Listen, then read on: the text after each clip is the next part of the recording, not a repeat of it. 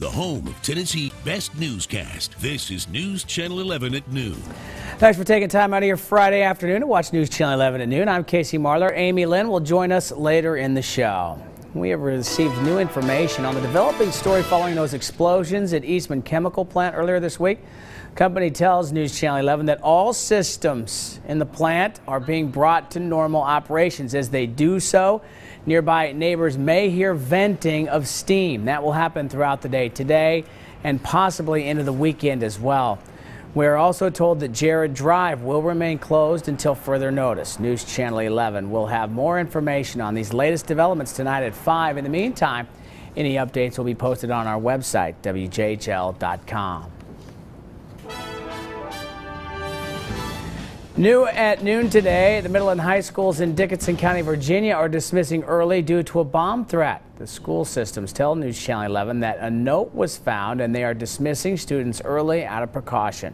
The two schools that have been impacted are Ridgeview Middle School and Ridgeview High School. Those are in Virginia. In Dickinson County, Virginia, law enforcement are currently sweeping the area. This is the second threat the school system has received this week. The FBI is giving us a look at the people who robbed a bank in Johnson City. The suspects top our Crime Watch alert this afternoon. These are the photos the FBI shared with us. Take a good look. You can see the suspect with the gun. He appears to be wearing a gorilla mask. The FBI says the two individuals wearing masks stormed the Tri-City Community Bank Wednesday afternoon. Both had semi-automatic handguns. One of the suspects was wearing a backpack. After they stole money from a bank teller, the FBI says the two got away in a silver four-door Toyota Corolla. If you can help identify these two, call police. Kingsport police are investigating an incident after two people with gunshot wounds walked into a city hospital. Police came to the hospital around 7:30 last night, and that is where they found the 18-year-old man and 19-year-old woman. They went to the hospital themselves. Kingsport police say they don't know where the actual shooting happened or what led to it. We will keep you updated on these developments on our website, WJHL.com. As law enforcement officials investigate the deadliest mass shooting in modern U.S. history, people are coming together to honor the victims. Marcia Gonzalez has more on Stephen Paddock's final moments and what communities are currently doing to help survivors. Officials tell ABC News investigators trying to figure out whether the Las Vegas mass murderer acted alone now believe the woman he was seen with in the days before the attack was a prostitute. Authorities still believe Stephen Paddock may have had an accomplice based on the elaborate planning of Sunday night's rampage, the amount of guns in his hotel room, and officials say because some of the ammo was bought under someone else's name. There's people that know this individual. There's people that could help us understand this individual. We're also learning more about Paddock's final hours. The night before the shooting, sources tell ABC News, Paddock reportedly called in 2 noise complaints about guests in the room below him. Floyd Conrady was in that room the night of the attack. You just hunkered down the whole night? Yeah. I either stayed in between the beds or in the bathroom. With reports Paddock may have considered other targets, searching for hotel rooms near Boston's Fenway Park and booking rooms in Chicago, the same dates as the Lollapalooza festival across the street. Some cities are stepping up security for major events, including in Chicago for this weekend's marathon. There's been a double, triple checking of everything. Back in Las Vegas, a somber reminder of the overwhelming loss. 58 white crosses, one for each life taken. One of those victims, Charleston Hartfield. Thousands gathering last night to honor the Army veteran, police officer, and father of 3. If there was a checklist to be an American, Charlie hit every single box, and then he made up some boxes. And donations to help the victims' families and the survivors are still pouring in, with more than $9.5 million raised so far. Marcia Gonzalez, ABC News, Las Vegas.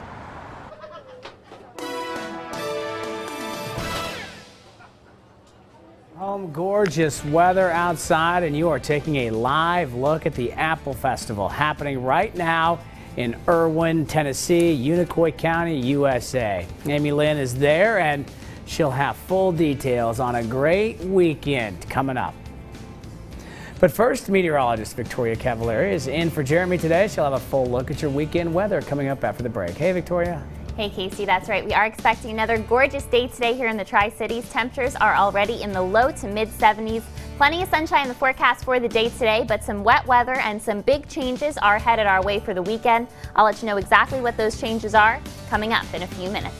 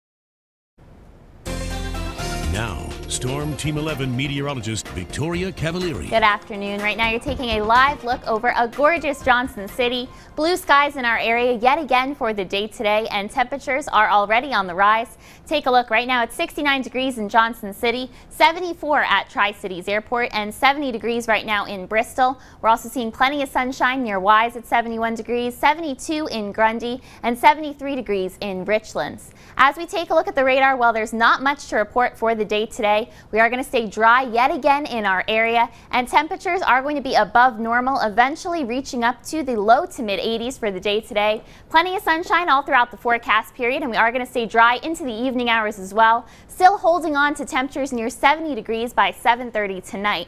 Now for the morning tomorrow, a few clouds do make their way into our area. That'll serve to warm up our morning low temperatures in the mid 50s for the day tomorrow. You will notice a lot more cloud cover coming in for the day tomorrow, but still partly sunny skies, and there is about a 20% chance for a scattered shower or storm in the afternoon hours, but I do think most of that weather is going to come in for the overnight and evening hours tomorrow, and definitely for the day on Sunday. Now this rain that we're seeing here for the day on Sunday is actually Tropical Storm Nate heading our way, combined with the approach of this cold front. That's going to serve to cool down our temperatures, bring plenty of clouds into the area, and definitely give us the chance to see some scattered showers and storms all throughout the day on Sunday and into the day on Monday, as the center of Tropical Storm Nate is forecast to go right over our area. Now, of course, it is expected to be a tropical depression by the time it gets to our area. So let's take a look at the forecast track. Right now, this is an update from the National Hurricane Center as of 11 o'clock. Winds sustained right now at 50 miles per hour.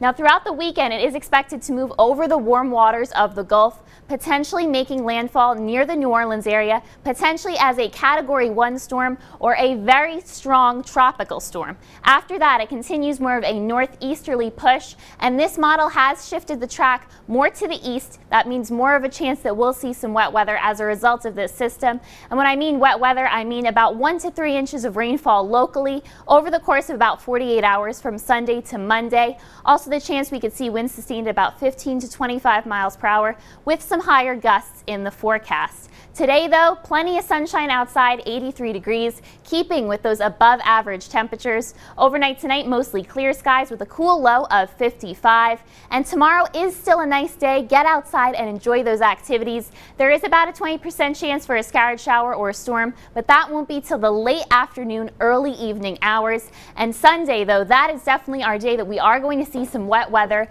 enter into our forecast. About an 80% chance for rain throughout the day on Sunday, and even some rain lingering into the day on Monday and the beginning of next week. Then, Casey, finally, some cooler temperatures headed our way. Been a while since we've seen anything that resembles the forecast for next week. Yeah, it definitely has. We used to have sunny skies all across the board. Definitely getting a little bit of some changes headed our way. Still have a couple more days, though. We do. You gonna get out and check out that apple festival? For sure, you know it. I gotta find out what apple butter is. That's right. Can't wait for a report next week. That's Victoria.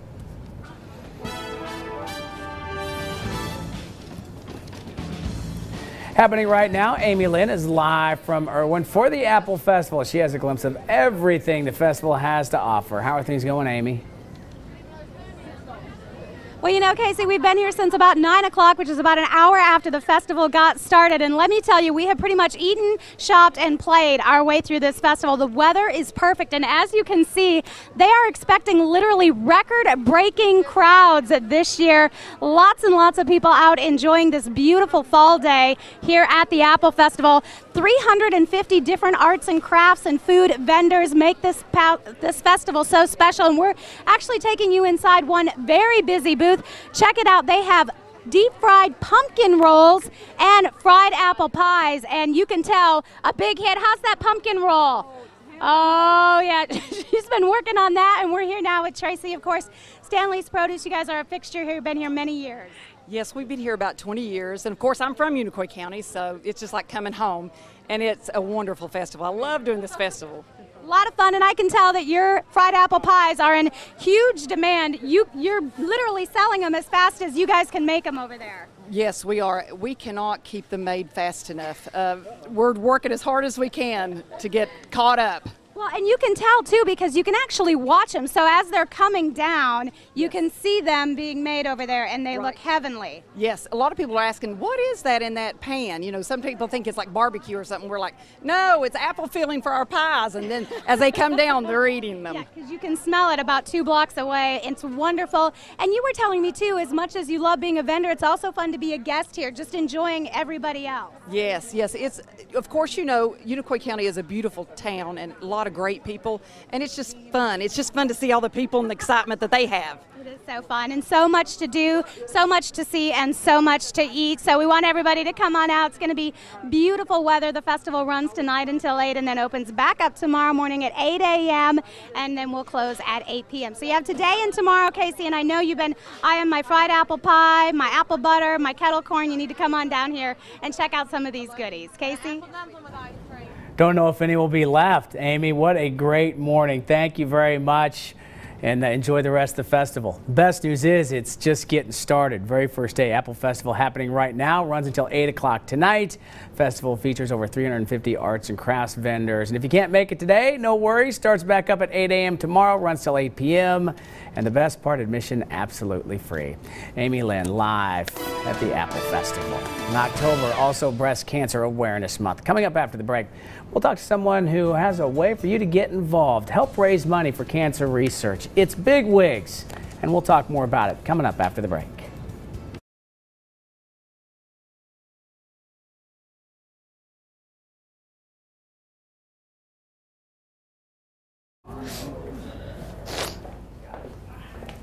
Hey, Amy Dunaway. Amy, Casey Marler. Good to see you. Eric. Hey, Eric. Nice to meet you guys. Nice to meet you. Wanna have a seat?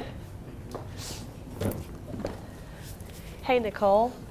Will you get pictures so we can put on social media, please? Now I've seen the wigs, seen the social media posts. Yeah. kind of explain to me what it is. So we choose big wigs in our community, Tri-Cities community, both in Tennessee and Virginia, and they pledge for the month of October to raise a minimum of $1,000. Oh, wow. They don their pink wigs, and they are big wigs in the community. Yeah, you can't miss them.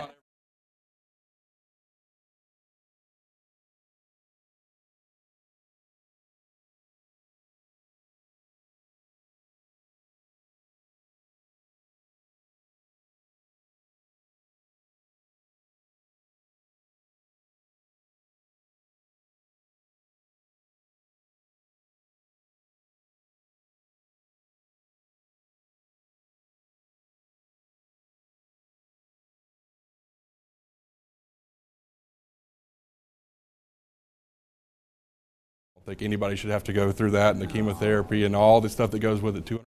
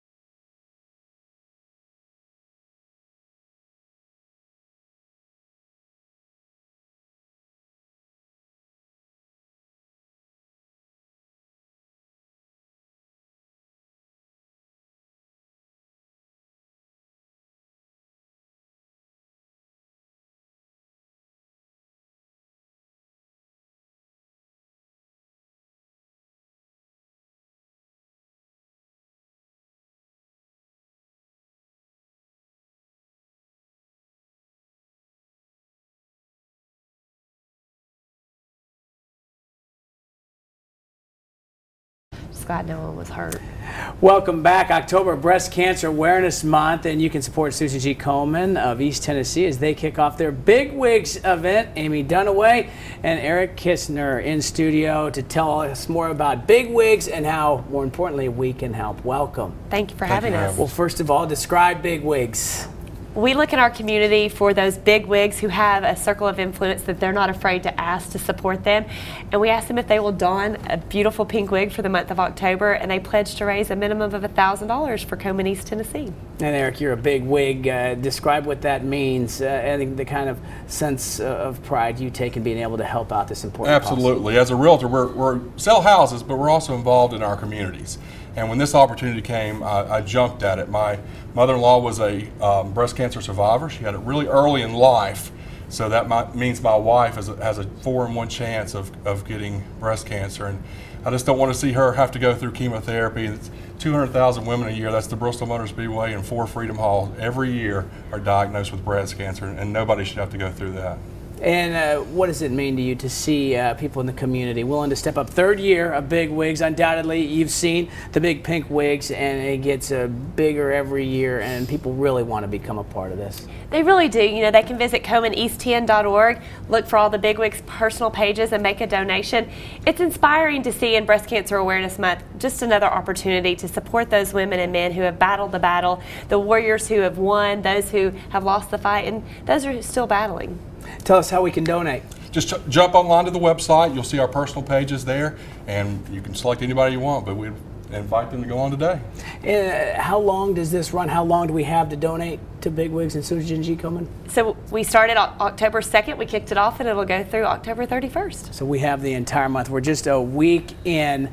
Once again, give us the website and all the information. Sure. KomenEastTN.org. There's a link on there that has all of the Big Wigs pictures. Click on that and find your person to donate to. It's really easy to do and really important to do. Also, October Breast Cancer Awareness Month. Log on to KomenEastTennessee.org for more information on how you can donate. Look for the personal pages. And more importantly, donate to Big Wig, Susan G. Komen, as we continue the fight against breast cancer. Thanks very much for coming in. Best of luck. Thank you for having us. Thank you.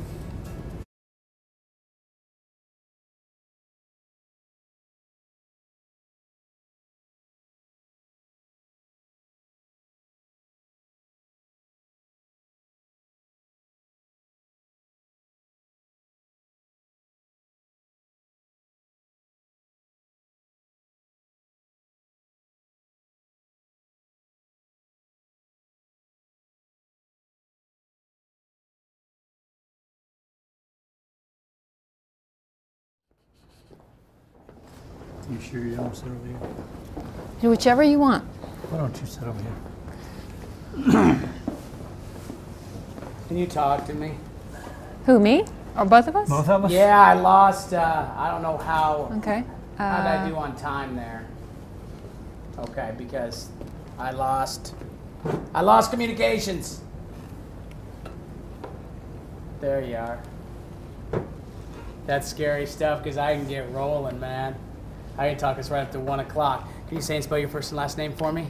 Shuly Kaywood, S-H-U-L-Y. Last name is C-A-W-O-O-D. Okay, Shuly Kaywood. Jim Hastings, J-I-M, H-A-S-T-I-N-G-S. We're talking about the event coming up across the street at the center, right? Right.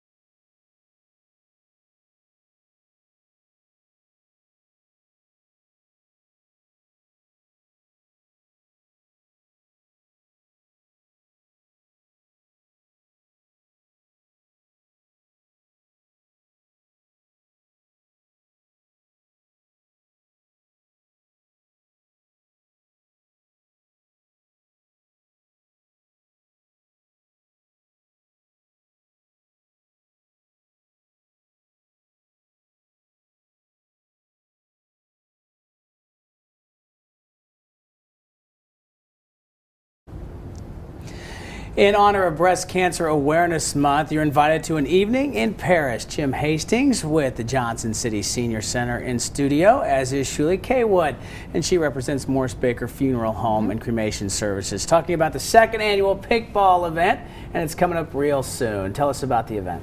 Well, it's dedicated strictly to Breast Cancer Awareness Month. It's our second year that I know of, because I've only been here a year and a half now. It's strictly, we have food, we have a large crowd, and everybody is thinking what the occasion is all about. And that's where it starts, when you have a large group of people concerned about something that goes on and gets bigger and gets bigger and gets bigger. And that's the case in all diseases and everything else. So we think that dance plays a certain part of that, and then we have wonderful people like Morris Baker that see fit to, they're major sponsors. We have some smaller sponsors, but Morris Baker is the larger. And well, just describe what that means, Shuly, to be a sponsor and to be able to help the community in such an important cause. Well, it was important to us. We became a sponsor. We were interested for 3 reasons, and one is that Morris Baker has a history of community involvement. We've partnered with the Senior Center on other things. We offer a grief support group there and other resources, so it was important to us. The second reason is that my husband, who's the president of Morris Baker, he and I met dancing, so it's near and dear to us. It's important. It brought a lot of joy to our lives. And then our family has been touched by breast cancer.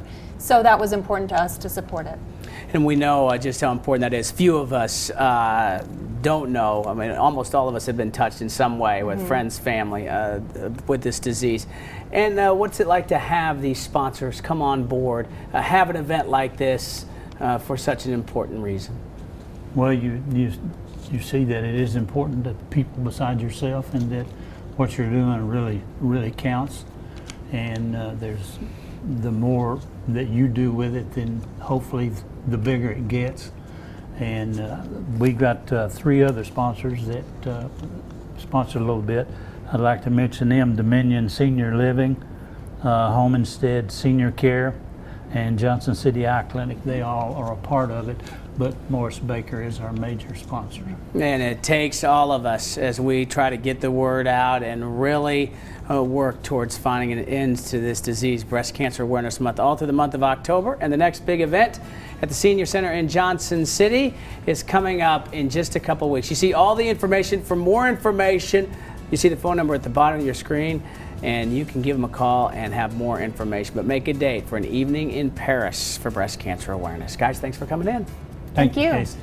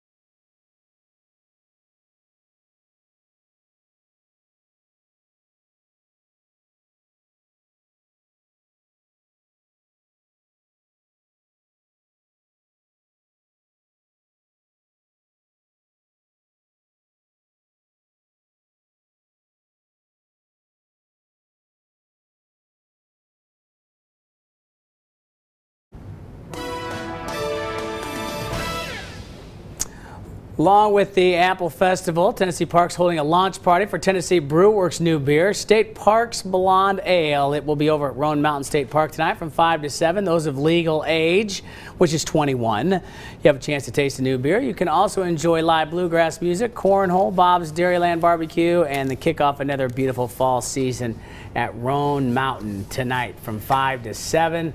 Victoria, it is picture perfect. Here in the Tri-Cities. It's gorgeous for our day today, and it still is going to be nice for the day tomorrow. The chance for some more rain comes into the forecast for the day on Sunday, but for now, just enjoy those blue skies. Will do. Have a great weekend. We'll see you on Monday.